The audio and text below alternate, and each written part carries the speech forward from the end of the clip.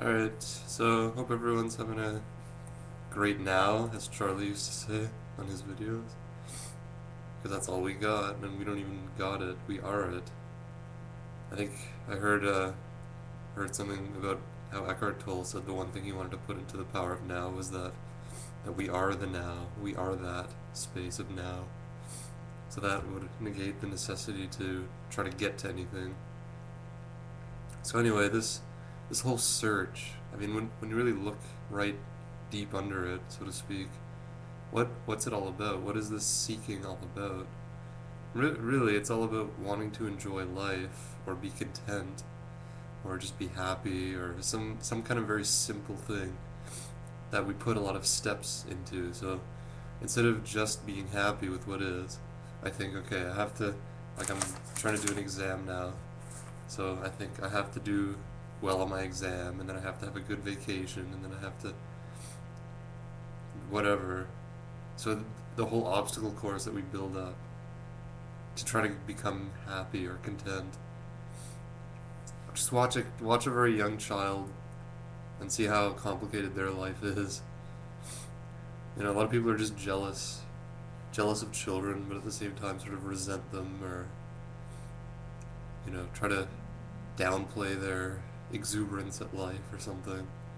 But that's really, in a way, that's what I was seeking. But of course, you could never obtain that because it's already the case of, just being like this, being this. The simple presence that we are already is that, in essence, but not in the way the mind will try to deal with, try to construct.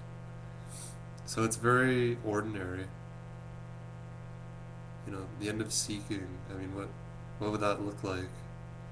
It sounds so noble,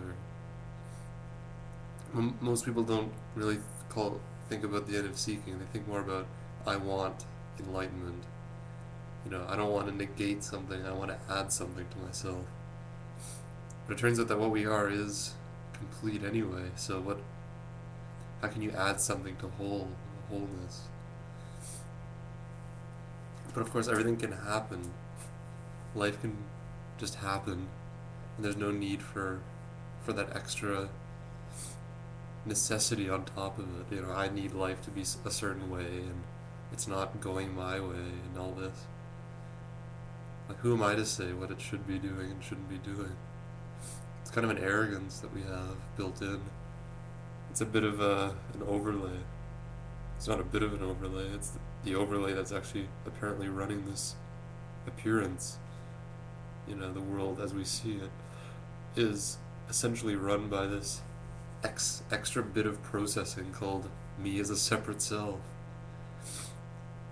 Because you could say that the people that are in charge of the world, as a general rule, seem to be the most interested in making their lives work as a separate self. Politicians and corporate business people and that. But see, that there's no blame in any of it because there is only the one thing anyway. So it's just about seeing that the whole structure of the way our world is operating is built on this shaky platform of a separate self that isn't real. And so it always needs embellishment, this concept. So it's just about seeing that you are the stability of the self with capital S, right? Not the little me person that's fighting and clawing and hoping and fearing.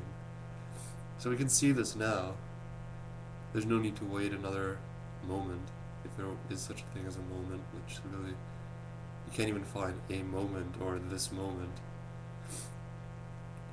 So we're dealing in concepts all day. And some of them are very cherished concepts about separate things and me, of course, that's sort of the master concept. But you can see past this right now and just seeing that there's something that doesn't ever move. It's light. The lightness of the being doesn't ever shift, move, alter. It's not going to go anywhere because there isn't really anywhere. There aren't any of these ways that we divide reality are sort of rendered null and void. in seeing that what we are is beyond all of it, and also appearing as it. So it's very simple. It doesn't become simple, really. It's just seen to be simple already. Because we see things as they are now, Everything is just what it is. I used to look around and give their assign meaning to everything. So everything around me has this huge meaning. Oh, that means this. These objects mean something to me, and of course, I'm the most meaningful object of them all. I take myself to be a subject. So I'm comparing all the objects around this imaginary subject, and everything has a very important meaning that needs to be considered, and a story can be built, and problems arise. And we're living in this sort of a nightmarish world. It can be nightmarish, or it can be pleasant. I mean, a lot of people are sort of happy being an imaginary person until they aren't. This is why this could never be a mission to try to wake people up or something, because there's nothing wrong. That's basically what's sort of the summary of this. There's just nothing wrong. John Wheeler's latest podcast with Charlie, there's nothing wrong anymore. Nisargadatta, I believe, said that to just sort of describe what it's, the seeing, what it's like, you could say.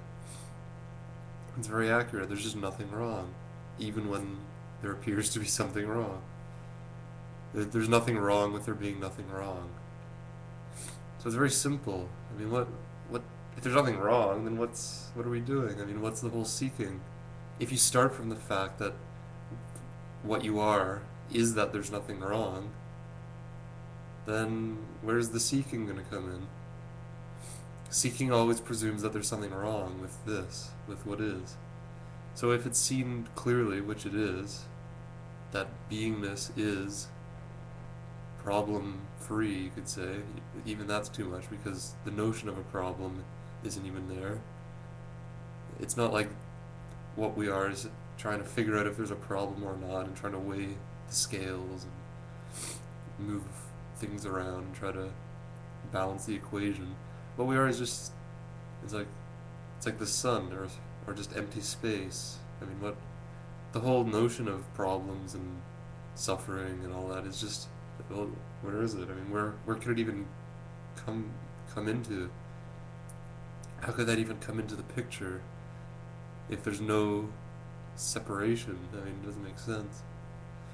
So it's a very simple seeing, and if it's you just notice, right? We can just notice that the seeing is going on without anyone doing it. It's just like the sun. No one wakes up in the morning and flicks the sun on, right? Well, I thought I did, maybe. Oh, I made the sun rise today because I'm me.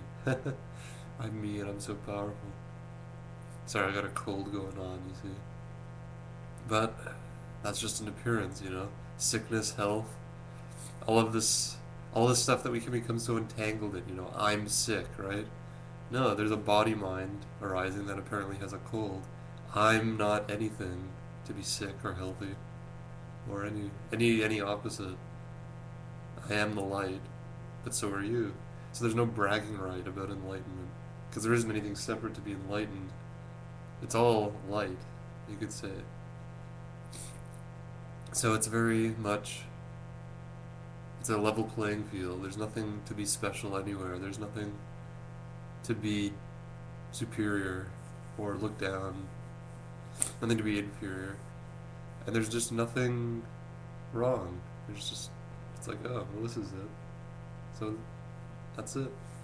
Nowhere to go, no one to be. It's all me. And I would imagine it's the same for whoever's watching this. Anyway, thanks very much, and have a good holiday.